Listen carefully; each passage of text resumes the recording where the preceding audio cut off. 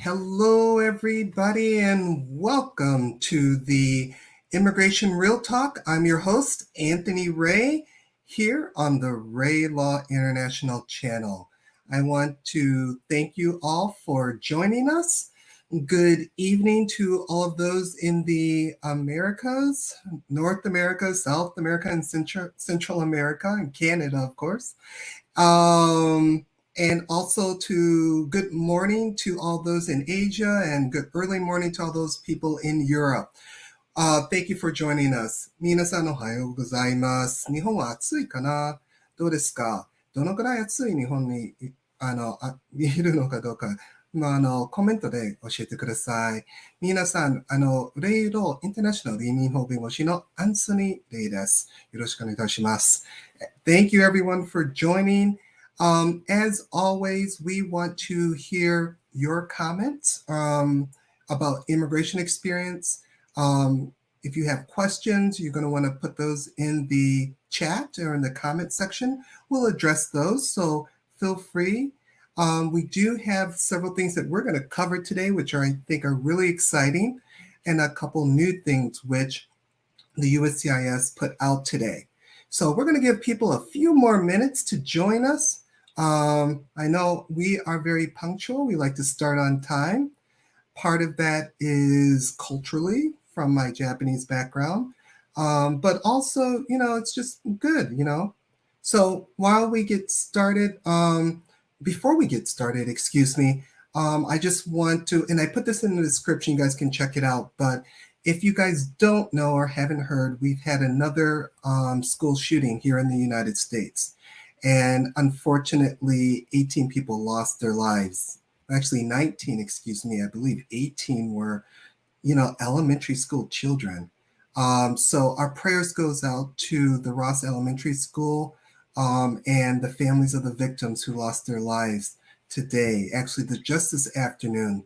For me, when I was right at the bank, speaking with some of the people at Chase Bank, they mentioned that this just happened. I didn't even know about it, and it just hits you. I mean, there's no words. No one could say anything, and it's really tough. So everyone, remember those people out at Robb Elementary School in Texas, and we are going to get started soon. If you have immigration questions, feel free to put those in the comment. So I am going to get started in just a second here. Let me see, let's pull this information up. So today, what I wanted to go over, and if you have questions about this or these topics or anything else, go ahead and let me know. You can email us a little later, however you like. I'm going to put our contact informations up there. Feel free, reach out to us. Let us know what's on your mind, your experience, and what's going on.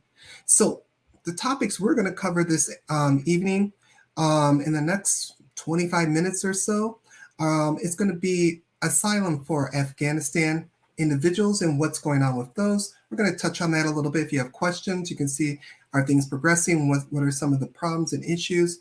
Also, we're going to look at the U4U, the Ukrainians, excuse me, and what benefits they're getting and the numbers. And also, one of the highlights we're going to touch on is what's happening down in Florida, is the new law introduced to ban sanctuary cities or make it very difficult for cities to help illegal foreign nationals out or undocumented people, which is ironic because there are a ton of undocumented people, families in Florida, as well as Texas, California, and the rest of the U.S. But those are just high volumes, where people come together. They speak a good language. Culturally, they're the same. So we're going to touch on those. Again, affirmative asylum. I'll explain what that means, Ukrainians and what we're doing for them on the U4U, and then the sanctuary city ban. If there's anything else that you have questions about that you want to talk about, feel free to let me know, put it in the comments. If you're joining us for the first time, welcome, say hi, let us know where you're listening from. If you're in the US, if you're abroad, let us know. If you have immigration questions, concerns, or successes, we want to hear about those, all right?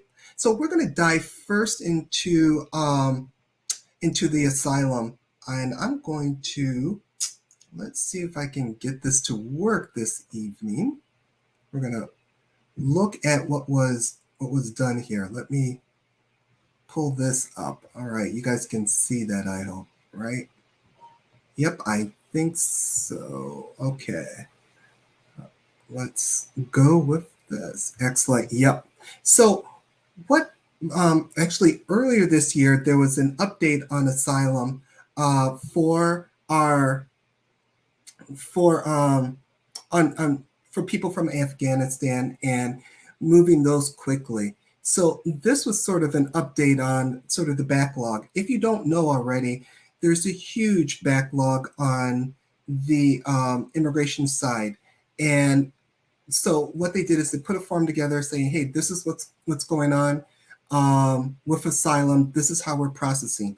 Now, the good news is they acknowledge there's a problem with asylum. If you filed an asylum and you haven't heard from them in 3 years, you know there's a problem. But I want to highlight on a couple things. One, Congress is giving them more money to hire people. So we talk about the employment shortage here, guys. They have, I think on here they mentioned they have like 400,000 open positions. And that's even before they're adding on an additional 100 and how many was that? 150 more positions they're adding.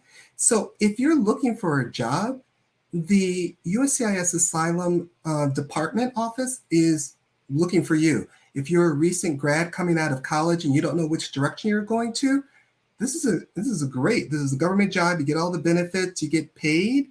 U.S. government always pays. So the good thing is what came out of this discussion was, one, they still have a lot of positions. They filled a lot of those, but there's still like 300 altogether that they still need to fill. So you can understand if they don't have enough people to process and move cases along, that is one of the major reasons for the delay.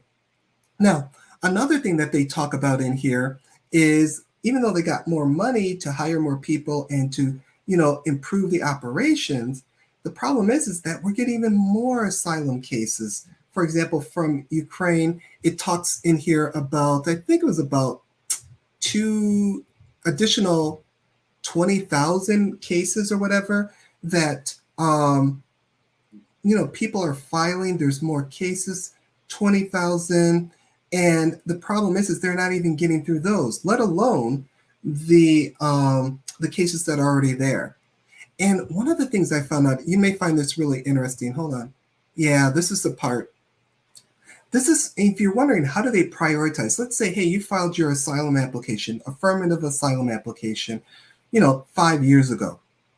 Why is Joe down the street who just came in, a year ago getting his individual hearing, not his individual hearing, excuse me, his asylum interview before me, and I've been waiting 5 years? Well, this is how they're handling that. They're looking at applications that are scheduled for the interview, but they were rescheduled. So if you had an interview and it needed to be rescheduled, either you requested that rescheduling or the USCIS had to reschedule it. Those get first priority. Okay, great, that makes sense. The second one is any applications that have been pending 21 days or less for filing. So if you just recently filed your asylum application, you are going to be heard really quick because they're making those a priority. They're number 2 in the line. Now, after that, it's all other applications. So if you are 5 years down the road, they are not, they're not going from the oldest to the newest. No, they're going from the most recent and moving to the oldest. So if you're 5 or 7 years out, the main reason is just the way that they're prioritizing your case. Okay. And the way they're prioritizing it, they're taking care of those immediate cases.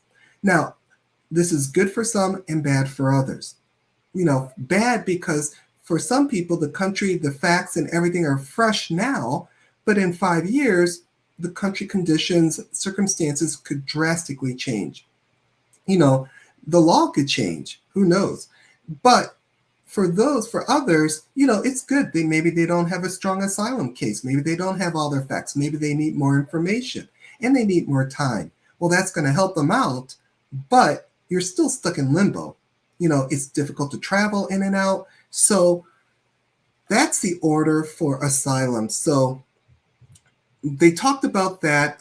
They talked about some COVID protocols. Another thing is interpreters. They are utilizing a lot of the interpreters. It takes time. Basically, the USCIS Asylum Office just said, give us more time. We're busy. We need to hire more people. We're improving the process, but it's still going to take time. So if you know someone out there who's looking for work, go to the USCIS Asylum Department office and apply for a job. They've got a job waiting for you. And there was one other thing. Let me see if I can locate it here. That I thought was really, really,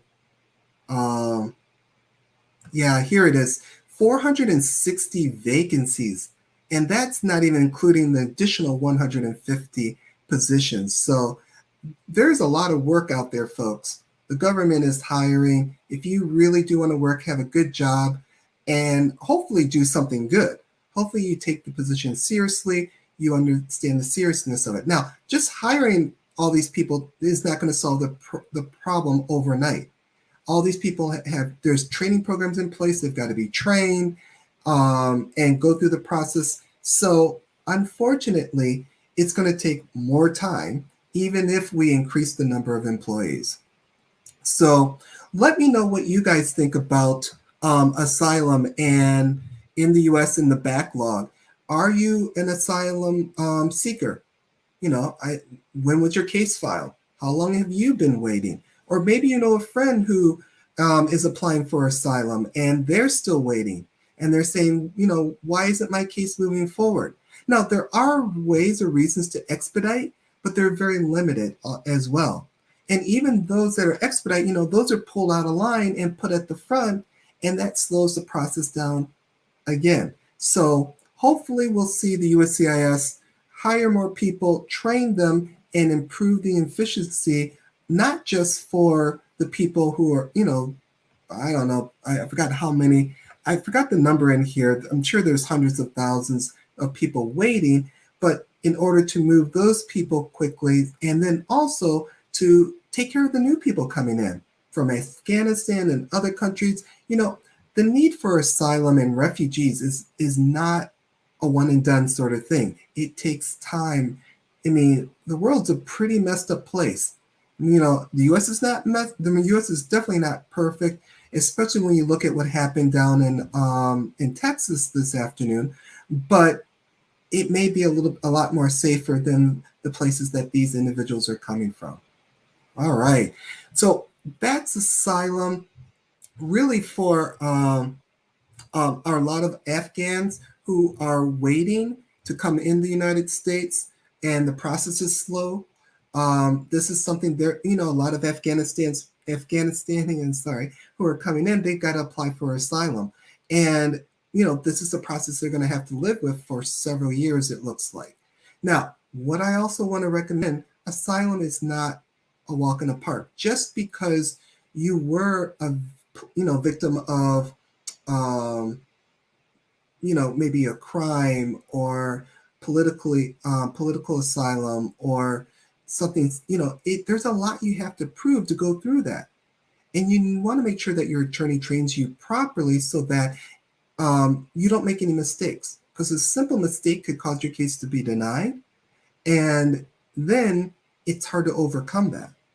I mean, it could be as simple as not recognizing or not acknowledging who caused you or who you specifically fear in a particular incident. So be careful, get trained. Don't just have someone in your community throw some papers together and file it. You really need an expert, someone who is an expert, but also who cares about your case and about you, is able to communicate that to you and give you good guidance and direction to move your case forward. All right. So that's the first one. One last thing I almost forgot. Affirmative asylum. What's the difference between I mean, what is affirmative asylum? Affirmative asylum is when you are not in removal proceedings. When they put you in removal proceedings or deportation proceedings, they call that defensive asylum. Okay? Affirmative, you're on the affirmative, no one's trying to kick you out. When you're on the defensive, they're trying to kick you out and you're like clawing and scraping to stay here and you need that defense. So that's the difference. Whenever you talk about asylum, let people know I have an affirmative asylum case, or if you're in immigration court, I have a defensive asylum case. The standards are fairly the same. The difference is in affirmative, the USCIS, through its USCIS officers, makes a decision, where in immigration court, in a removal or deportation proceeding, the judge is going to be the final decision maker, but you do have a chance to appeal up to a higher court or the BIA. Now, the next one I wanted to get to is, and I'm sorry, I'm not even showing myself here, just showing you guys the screen. Let me get on the screen a little bit there. Let's see if I can. All right, there we go. Let me pull that back over. The next thing is for our Ukrainian nationals. This is really, really important. Right now, the war is still going on in Ukraine, and it's devastating. Millions of people are affected, as we all know. A lot of people are giving, helping, getting people situated, bringing over families, relatives. So keep doing that. You must keep doing that. But here, what we see is we got some numbers to go with this. And one of the forms they're talking about, when people come over from Afghanistan, it's not easily like, hey, they get off the plane, they get a green card, and they live happily ever after. No, there are processes that are being put in place to help bring these people to the U.S. Now, the USCIS, these are people, there's a program set up, the U4U program. And basically, it's multi-agencies. It's the USCIS, CBP, and others coordinating to help get refugees and Ukrainian nationals to the U.S. safely, but also to screen and protect people so that we don't bring in people who would cause harm to or, threaten our national security. So there's a lot of work that goes through this. The USCIS make sure that when people come, they just don't use our public resources. All right. We need to have someone who's going to support them. The people who support them, whether that's family or others, they're going to complete what's called Form I-131 or a declaration of support. I'm going to throw that up on the screen real quick. This is what that looks for. Basically, a U.S. citizen, even though they don't designate you have to be a U.S. citizen or green card holder, they're going to check for your status eventually, okay? So if you're here illegally, you might not want to complete that. But if you are here as a U.S. citizen, a visa holder for green card holder, you can fill this out and support, financially say that I'm going to support and take care of this person coming to the United States so that they won't use government funds and that sort. So that's what the I-134 is used for. We also use this in employment-based cases, as I mentioned on another podcast or video, when we do employment-based for the family members. So this form is not always used, but it's used for specific situations, okay? So let's go back to our Ukrainian situation here, or support. So CBP will then issue or allow people to be admitted under this category. What's going to happen is Ukrainian nationals are going to be paroled in. And that's a great category because it allows you to take further actions after you are paroled into the United States. Once you're paroled in as a Ukrainian national, you can then, or as a parolee, then you can apply for asylum, or if you have family members, they can petition for you. So there's a lot of options. You want to work with an immigration specialist, such as myself or one of our staff members, to make sure that you can, you're on the right path. You don't want to go to someone in the community, they file or throw something with the USCIS, you wait 2 or 3 years, it gets denied, and it's like, why? What happened? I trusted that person. So make sure you know what's going on and you get a professional help. Yes, it costs money, but everything that's important, you don't go to the doctor and ask for a free doctor to take care of you. You want the best, and it costs money. The treatment costs money. You don't want something that is going to make you sick or ill. Likewise, whether you're choosing an attorney, tax person, doctor, or whatever professional you're using, you want to make sure that they're going to give you good education and direction and advice. So under this program, under the U4U program, there's been 29,000 applications, 25,000 have been reviewed, and 24,000 have been issued. I think there was one in our community where they did this process and they got approved rather quickly, and they were surprised. Now they're still bringing their family members over. It's still a hassle to get that, you know, that document, the visa for them to come over, but there's a process in place. They're trying to get people and help people. Now, initially, Biden had mentioned, or President, excuse me, President Biden had mentioned somewhere around 100,000, which isn't a lot, okay? You know, and it's kind of ironic. We talk about asylum, and here in the U4U, when people come in under advanced parole, they can work right away. They get a work permit, they're good to go. They can apply for one right away. It seems strange that we have a worker shortage, but we have all these people here, but we won't give them work authorization. People, when they work legally, if they pay taxes, it benefits all of us. And it just makes logical sense that we should allow them to get work permits so they pay taxes, and it helps our system out. Now, the downside for them is they may not benefit from Social Security until they legalize or get in the proper status, but at least from a governmental standpoint, from a business standpoint, let these people work legally. Why not? I mean, there's more than enough jobs out there. If you need a job, go work at the USCIS. There's like 400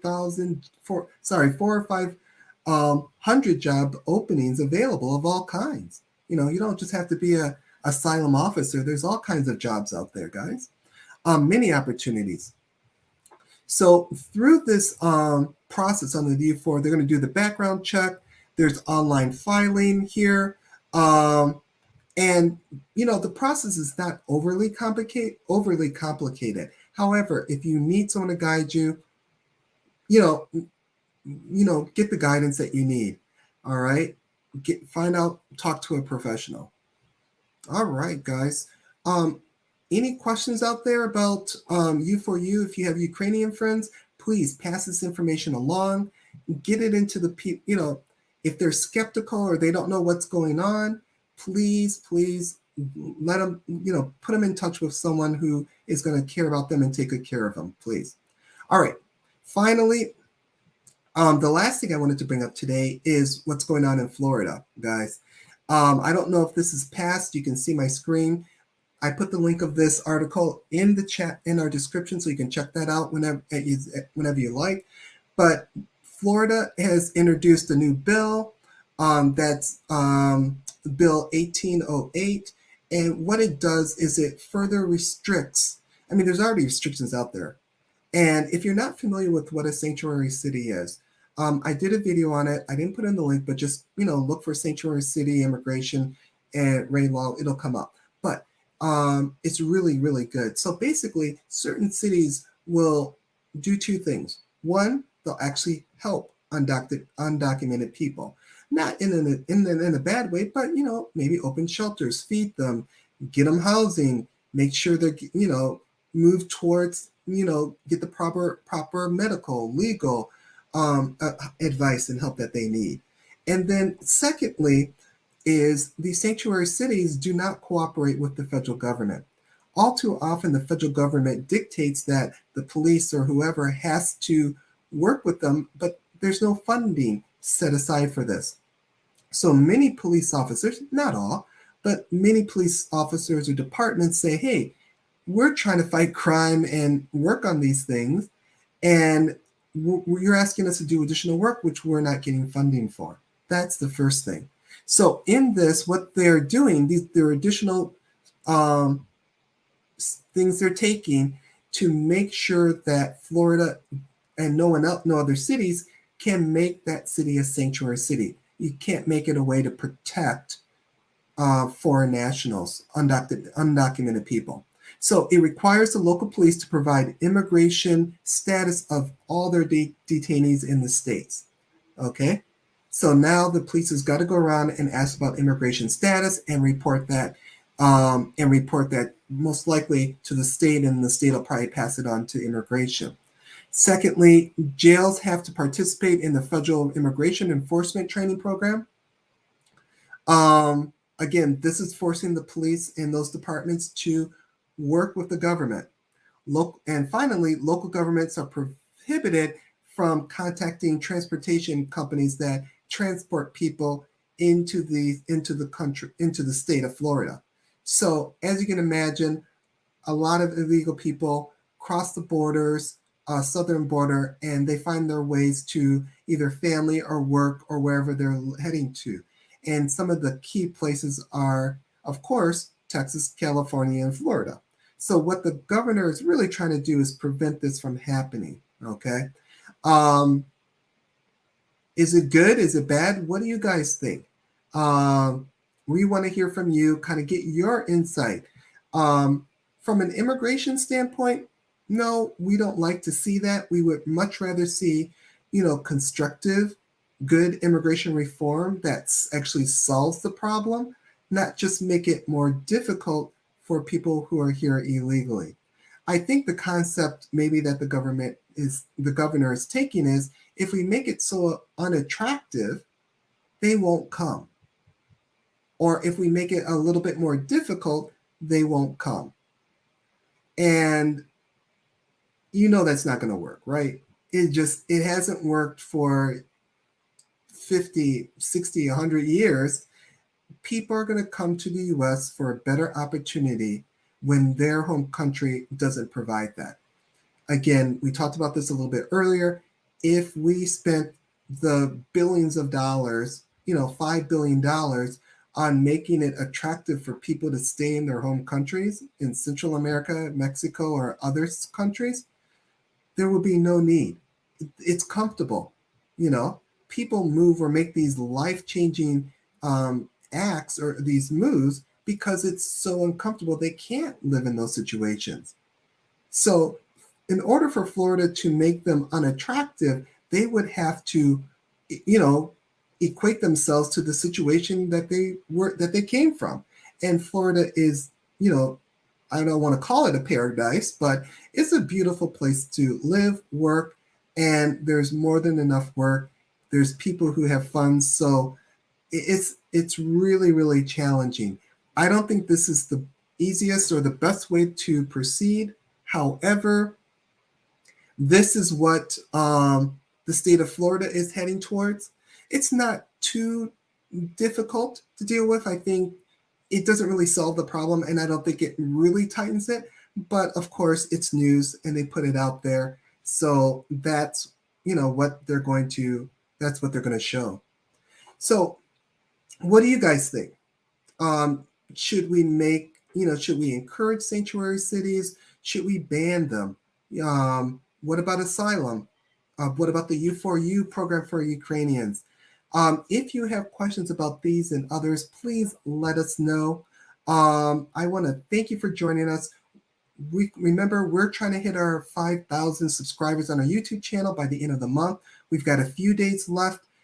Visit our YouTube channel, check it out, share it with friends, let them know, help us meet this goal so that we can reach and help more people. That's our goal, to help more people. That's why we're doing this podcast and our other videos out there, to give you solid, good information and to let you know some of the changes that we talked about today. If any of this was interesting, or if there's a topic you want to hear or talk about next time, put it in the comments, email us, let us know. We'll get that information and we'll share it with others. All right, guys, I want to thank you so much for joining us today. Take care. Do everything you can to get in touch and get the education you need. Ask your attorney, make sure they spend the time with you. If they just give you 5 seconds, say, give me the money, don't go with that attorney. make sure you feel comfortable, make sure you're getting the information and the knowledge you need to stay on the right immigration path. Bye for now. You guys have a great evening.